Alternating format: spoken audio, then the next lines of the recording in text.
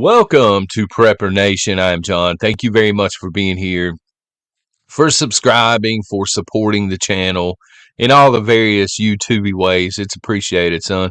Hopefully everybody out there had a great Father's Day. I know I sure did, but I will not bore y'all with the details. This morning's going to be a short one, so something big is on the way. I'm going to make a case for that this morning. Let me know what y'all think in the comments if you don't mind. But last week, toward the end of last week, I think, during one of the live streams, I was hearing jets fly over, and I was telling people in chat, I said, this is happening a lot compared to a couple of years ago.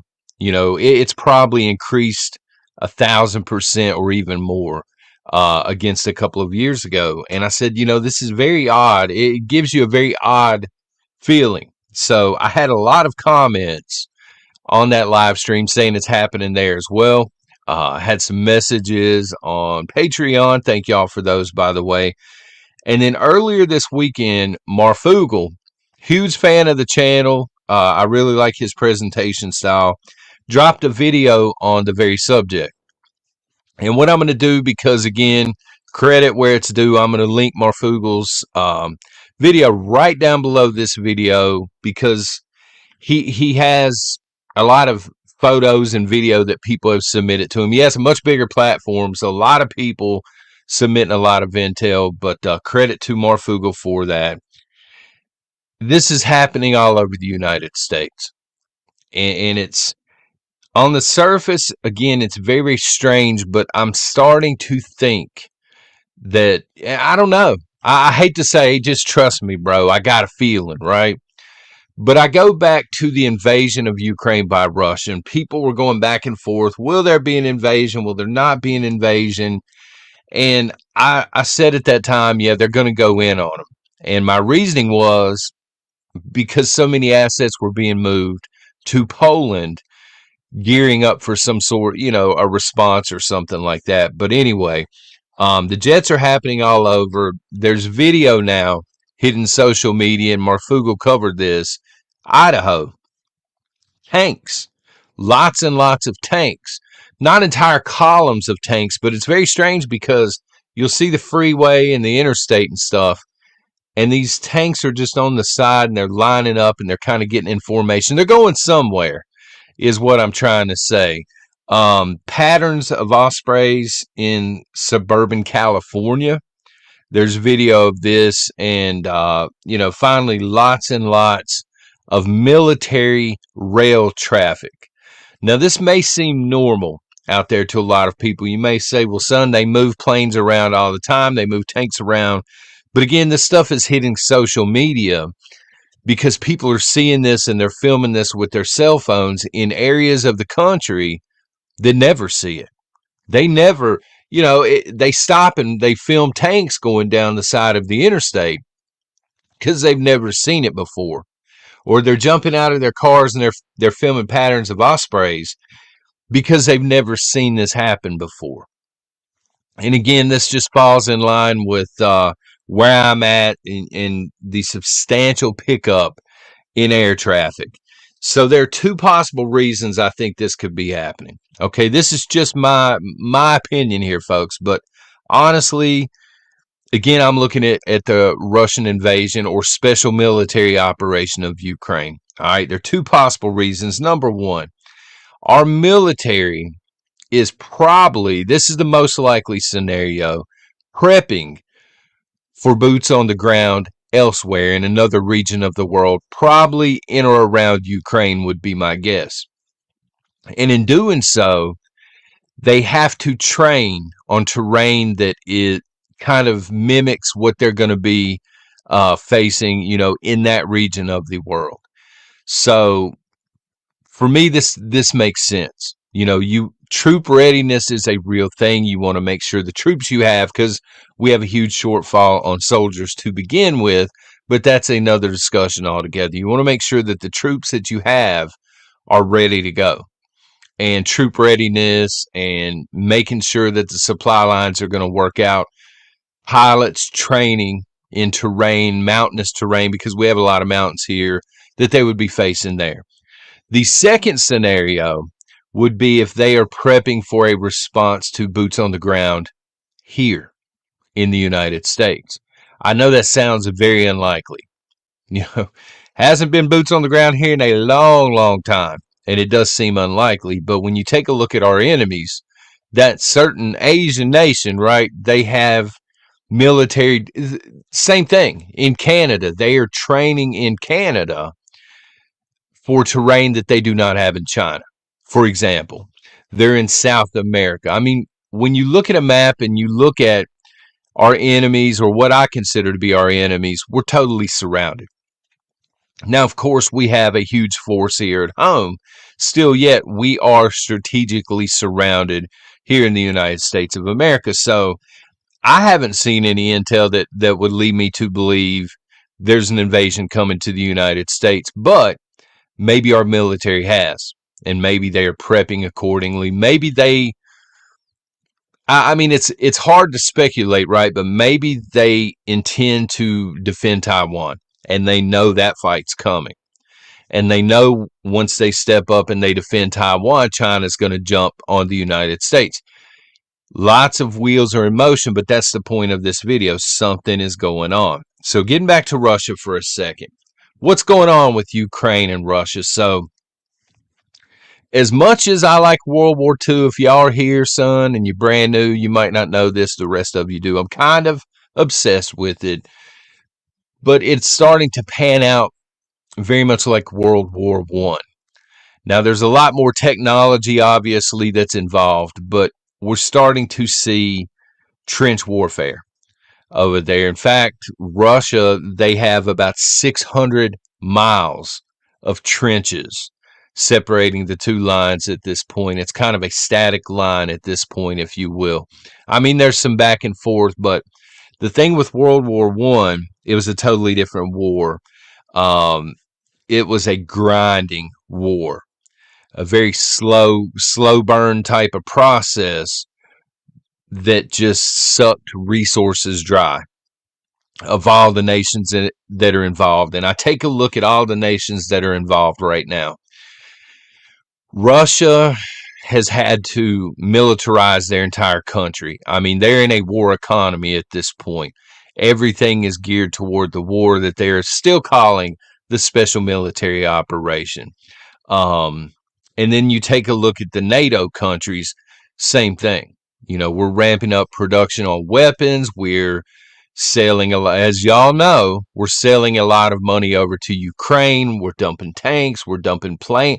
They're talking about sending F-15s or F-16s now at this point. I mean, everything, it's been a slow process, but it's kind of like a weird analogy time. It's kind of like a poker game. And neither side wants to fold, so they're just throwing chips in, one chip at a time. And now the stack is getting really big. That's World War I. That's precisely what happened until countries started running out of, quite frankly, resources. The French almost had no soldiers left after World War I. A lot of economies were totally wrecked by this as well. So I want you to do something this morning. Think back. I know it's hard to do, but think back to the day before Russia invaded Ukraine. So that's been 482 days, I think. I think it's been 482 days, right? Think back, or 483 if you're doing the day before, but I digress. The point is, think back to the day before the invasion. We didn't know what to expect. A lot of people didn't even think there was going to be an invasion.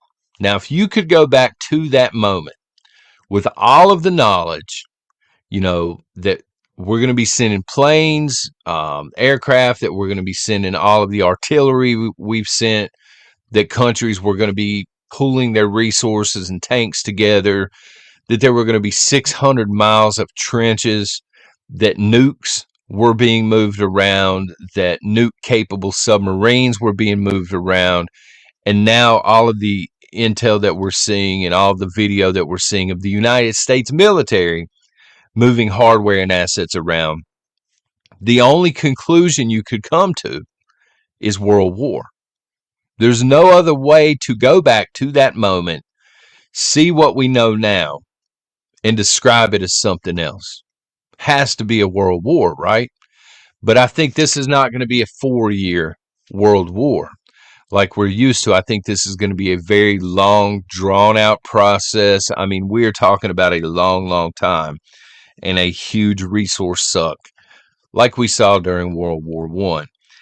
Which is why I'm going to encourage you this morning as a prepper to focus on prepping around a wartime economy. So obviously, I'm sitting here. I don't know for sure that the United States is going to jump in with both boots and go to war somewhere, but it sure does seem like it. It sure does seem like that's the end game for NATO. This is my opinion. Knowing this and knowing, if you jump in with both boots and you're in a wartime economy, things here in the United States change.